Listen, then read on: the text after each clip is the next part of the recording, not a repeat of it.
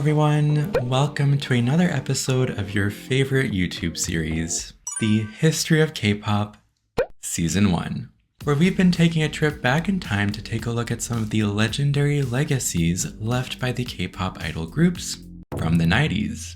So far, we've been taking a look at the legendary career of the legendary first-generation K-pop idol group, H.O.T. If you guys have been keeping up with our series, then you'll know that we've spent 3 episodes on them already. Yes, we really did dedicate our last 3 entire episodes on H.O.T. Since we've covered a lot of materials over the last 3 episodes, our lovely and full of charm Mr. Researcher J, wait a second, I don't remember writing lovely and full of charm on the script. Yeah! You got me! You got me! Anyway, I think our researcher definitely likes to add things in himself here and there. But anyway, where was I again? Oh right, yes, Mr. Researcher J did put a recommendation in here, which he says that reviewing what we've learned so far is extremely important. You know what? Why don't we take his lovely and full of charm advice and see what the last 3 episodes were all about.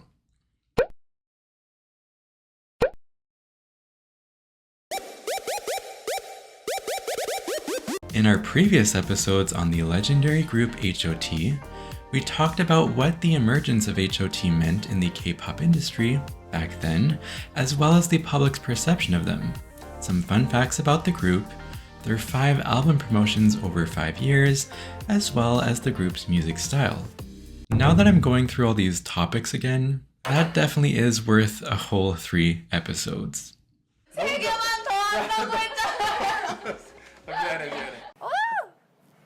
was a fake. Yes. Well guys, review session is over, so it's time to move on to the next stuff. In this episode, we'll be wrapping up our coverage of H.O.T, though they are far from the last group we'll be exploring in this series.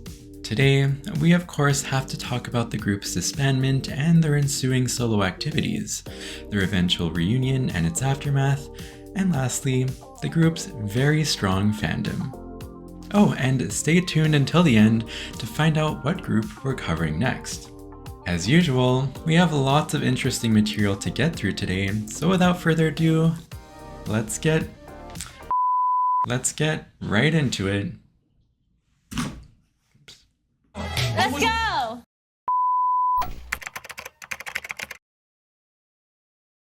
H.O.T's career was successful and brought joy to many people, but unfortunately, all good things do come to an end. H.O.T disbanded in May of 2001, although no official statement was ever made from either SM Entertainment or the group members. This led to various rumors being spread around, with everyone speculating about the reason for the disbandment, as usual. One potential reason could be due to the very low amount of royalty payments that the members received, which was reportedly around 20 won, or 20 cents USD, per album sold, on average. Just pointing out, this is before taking inflation into account. Considering that current and popular K-pop artists generally earn a lot more from their album sales, this seems like unfair treatment from the agency's side. When this was revealed to the public, Mr. SM himself ended up receiving a lot of criticism. This was actually a very serious issue at that time, where the agencies and management did not share income fairly with their artists, presumably due to the lack of a properly written contract. But surprisingly, H.O.T was actually viewed as one of the better cases, as it was even worse for the most senior artists. But come on, 20 won per album sold? Stuff. When Woo-hyuk appeared on an episode of Happy Together, he revealed that he and the rest of the members did not earn very much from H.O.T promotions, and that the majority of his income to date came from his activities as a member of JTL and Onward. Tony and Heejun also revealed that their income became significantly higher after the disbandment of H.O.T. compared to their income as members of the group. There's definitely an issue here when, during the prime of your career, you made significantly less income compared to your non-prime time.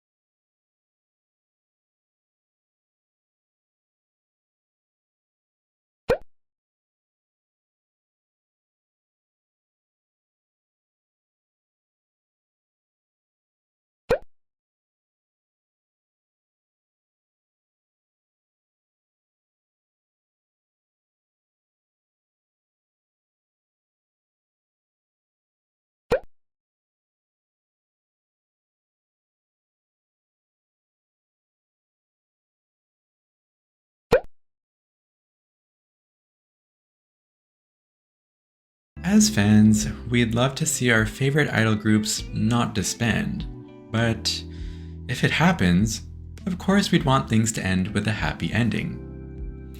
While we would assume that H.O.T members had other reasons to go down their separate paths, it's unfortunate they had to disband the group, especially with the reasons we said being a significant contributor to the group disbanding. But if you thought this was the end of our story on H.O.T, you'd be critically wrong. These next couple of sections might explain why.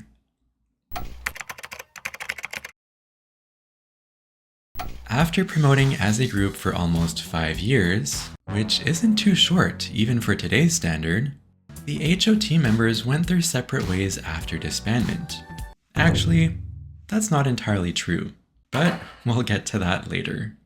Because the group has disbanded, which, like we said, is not entirely true, you guys might have guessed that the members branched out to their own individual activities, right?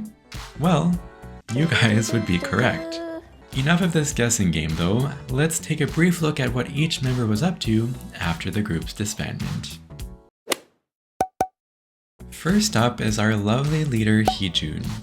Even after disbanding the group, he remained with SM Entertainment and eventually debuted as a solo rock artist, which is rather unexpected in our opinions.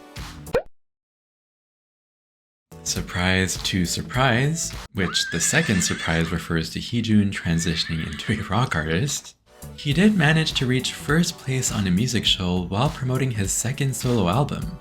But it does seem like that was the end of all the glory, as he had unfortunately had to deal with the attention of many anti-fans due to pursuing the rock genre. Supposedly, there were 300,000 negative comments on one news article about him. Yikes. Later on, he left SM Entertainment and founded his own agency, and continued on with his solo activity until he later went on to serve in the military in 2005. This was when the public began to view him more positively for his on-field military service, as there were a lot of controversies regarding the mandatory military service of male celebrities back then. Anyway, even after being discharged, Heejun managed to successfully promote himself through some TV and radio shows, in addition to music activities. As for Kangta, he also remained at SM Entertainment upon the group's disbandment and debuted as a solo artist. And no, he did not turn into a rock artist. Aside from promoting as a solo artist, he participated in some promotional projects with many of his colleagues. Once Kangta had completed his military service, he later became a board member of SM Entertainment in 2014, along with his label mate Boa, allowing him to rise in the agency's hierarchy. I think that might be the dream of every SM Entertainment artist at this point. Are you sure? Before we go through the remaining 3 members, this is where we get to the part I alluded to before. whenever that was. Instead of completely separating and going down their own paths, Woo-hyuk, along with Tony and Jaewon, decided to form a new 3-member group called JTL. They would be active until 2003, and as mentioned earlier, released some pretty well-known songs during their time together. After JTL, Woo-hyuk debuted as a solo artist in 2005. He managed to remain active on many TV shows, and apparently also promoted as an actor in China. He has since established his own dance academy studio called Newest, and no, not this Newest, as well as a label called WH Creative. How creative. In 2019, he had begun promoting as a singer again and released a new song. Speaking of WH Creative, if you guys are a Miracle, or a fan of Oh My Girl, one of the members, Yua, used to be a trainee there.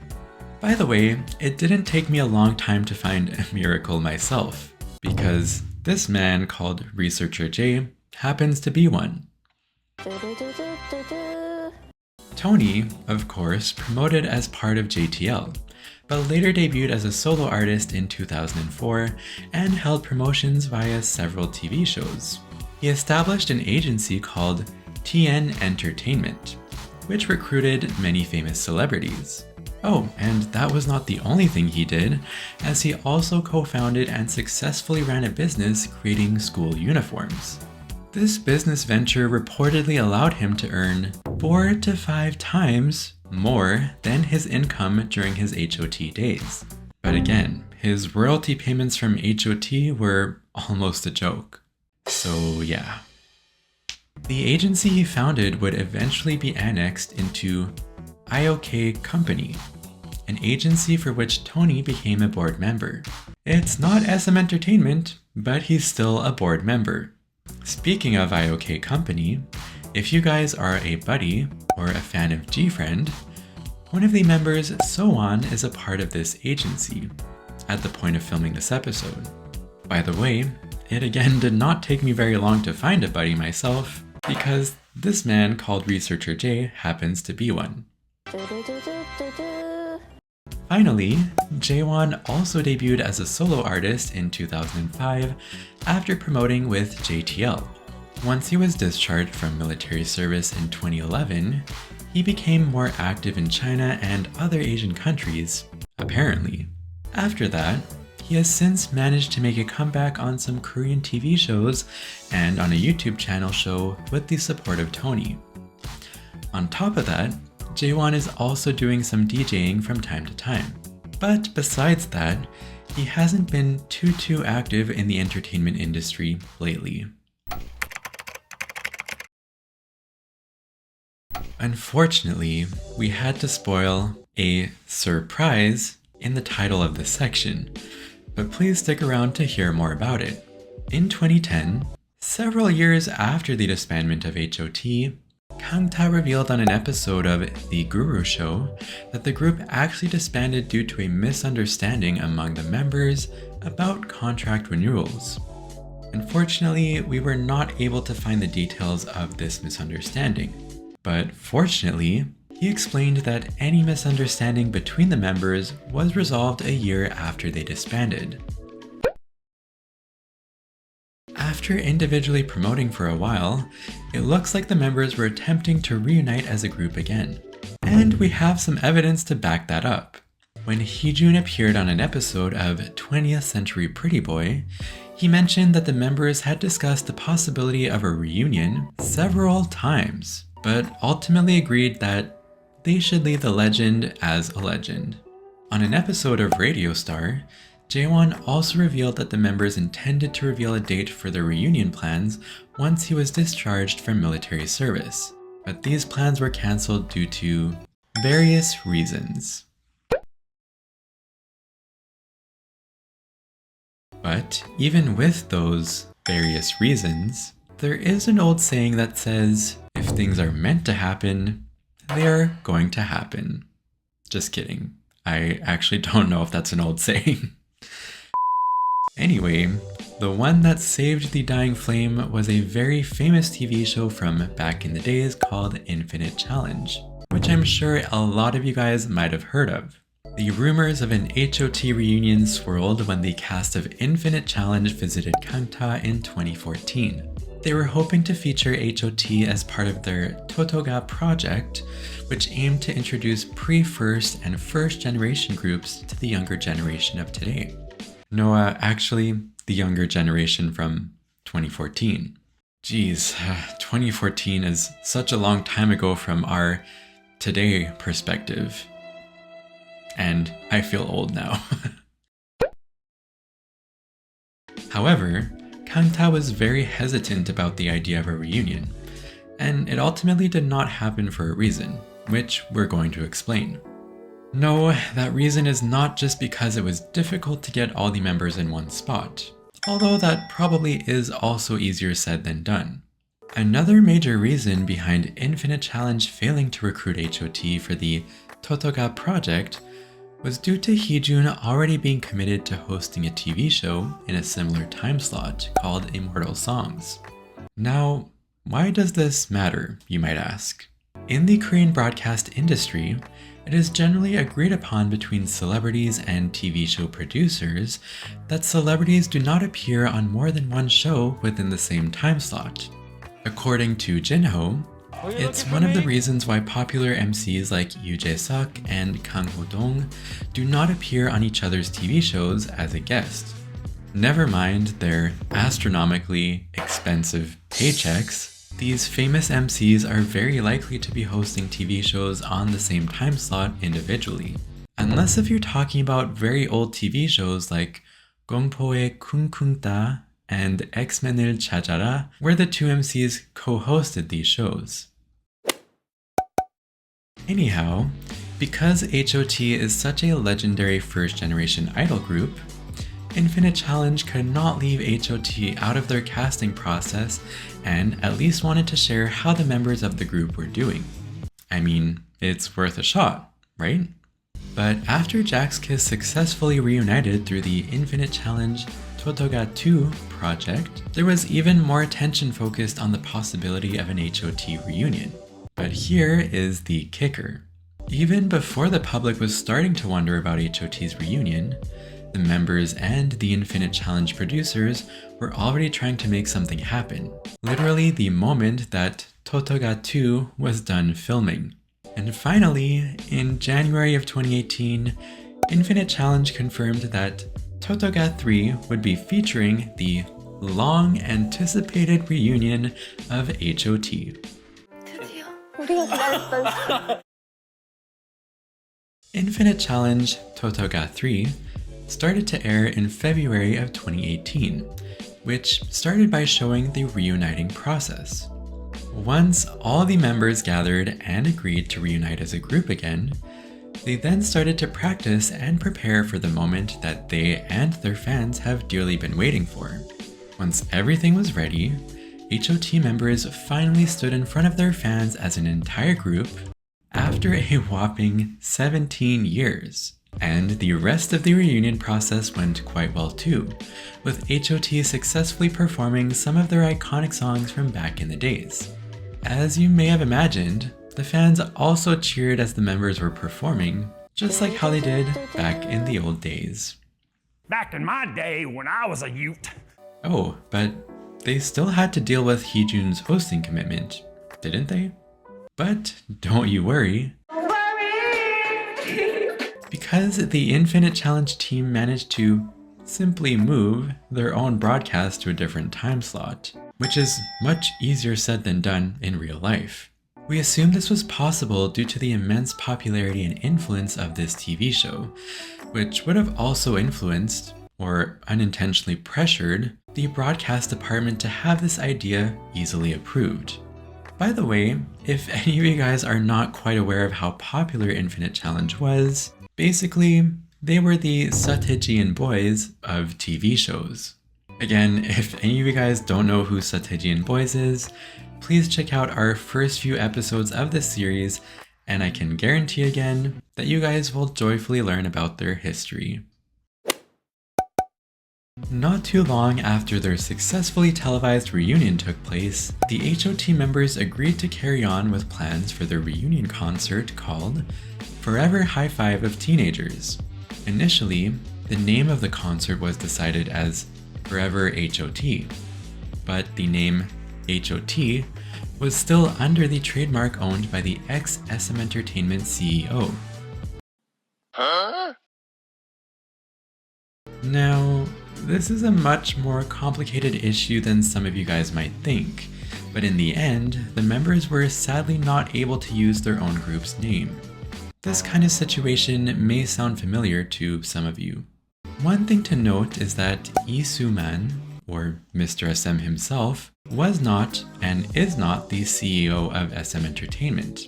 He is the head producer of the agency, and someone else was and is assigned as the CEO. So it's not him who is forbidding the members of H.O.T to use the name H.O.T, at least from a legal standpoint.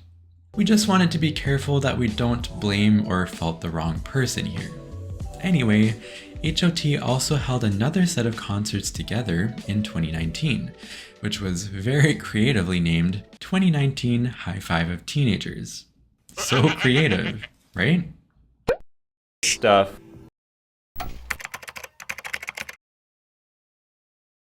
Remember how I kept saying H.O.T was super popular?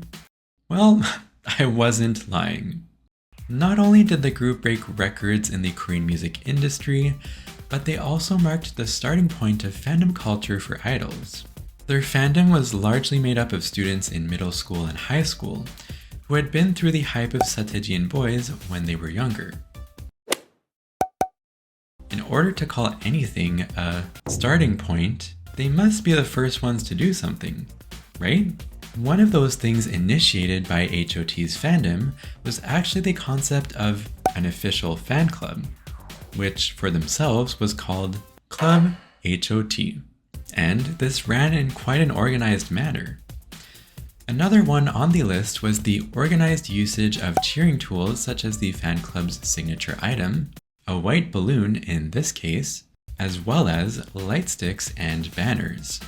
Oh, it wasn't hard to guess that the fan club's signature color was white, right? I mean, we did just show you their balloon.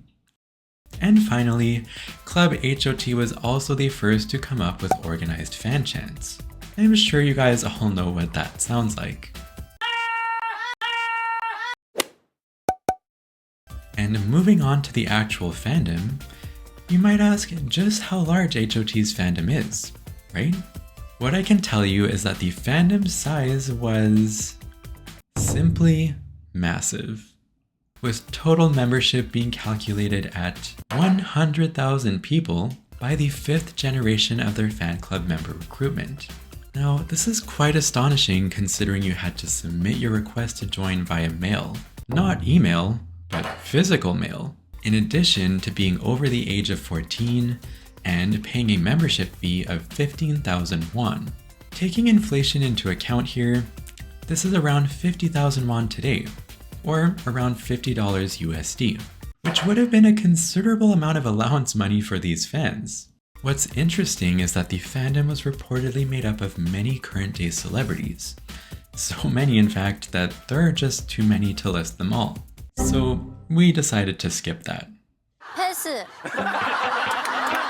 When the annual Dream concert came around, Jamsil Olympic Stadium had to change their usual setup in order to create standing seats, in order to accommodate the massive H.O.T fandom.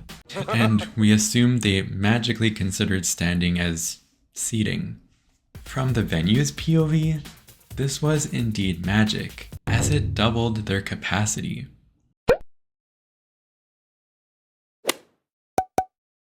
There is one fun fact about fans attending their concerts.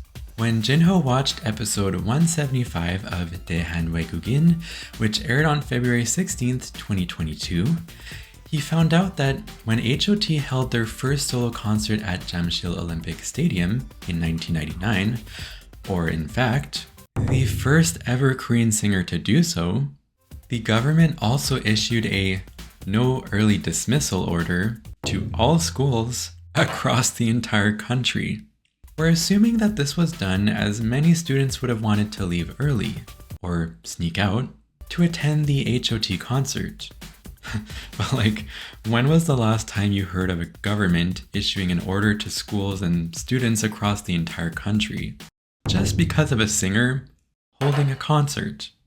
But all in all, this is again portrayed in an episode of the drama Reply 1997, where the main female character, played by A-Pink's Inji, attempts to get out of class early to attend one of their concerts.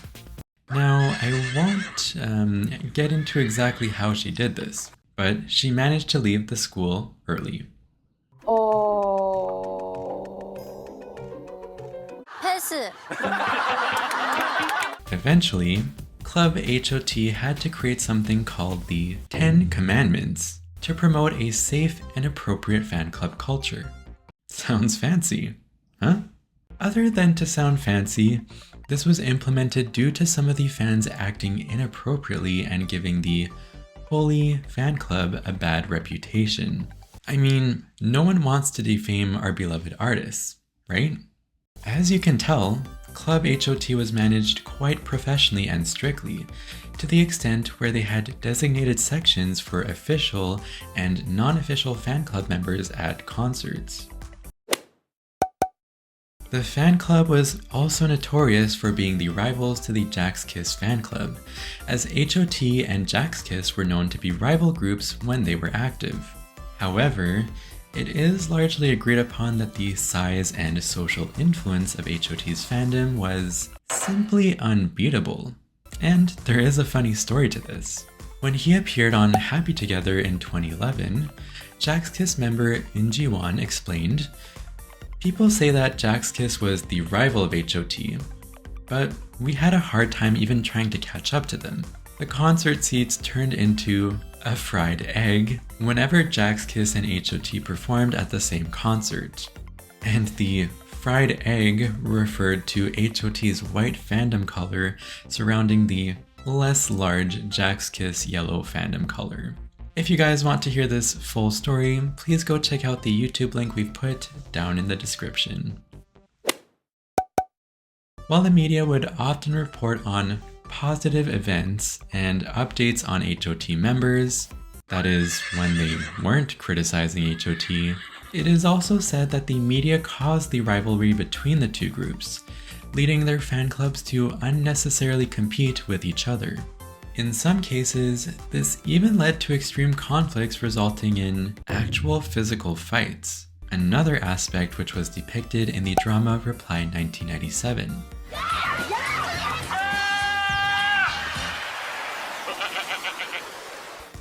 And speaking of the media, when H.O.T eventually disbanded on May 13th, 2001, the Department of Education had to issue yet another order to schools nationwide not to let their students join the protest in front of the SM Entertainment building when that news was released. That sure is a great order to place nationwide. Although the fan club had a high concentration of female students, H.O.T had many fans that were male students as well. It was common for male students to perform H.O.T cover dances at school events or festivals. Even today, there are still hardcore and loyal fans that continue to support H.O.T, holding annual celebrations on the group's debut anniversary. And that brings us to the end of today's episode of the History of K-pop. In today's episode, we wrapped up our deep dive into H.O.T's career by looking at their disbandment, their solo activities, the group's reunion and the ensuing aftermath, as well as their very powerful fandom. I told you guys that we'd go through a lot of interesting materials today. In the next episode, we'll start covering the history of another important first-generation idol group. And it's Jack's Kiss. Jack's Kiss also have quite a bit of a story to tell, aside from that fried egg story. So please stay tuned to learn about everything from their origins to their highly controversial disbandment. Oops, I think I spoiled a little too much there. So, did you learn anything new about H.O.T during this episode? Did any of these topics surprise you? Let us know in the comments down below. And please leave any questions you have throughout the season on any particular video in this series, as we're planning to have a special review or Q&A episode at the end of the season. And please let us know if we missed anything that should have been included in this video, or if anything needs to be corrected. As always, thank you so much for watching. Hit that subscribe button to tune in next time, and remember to stay awkward. Bye.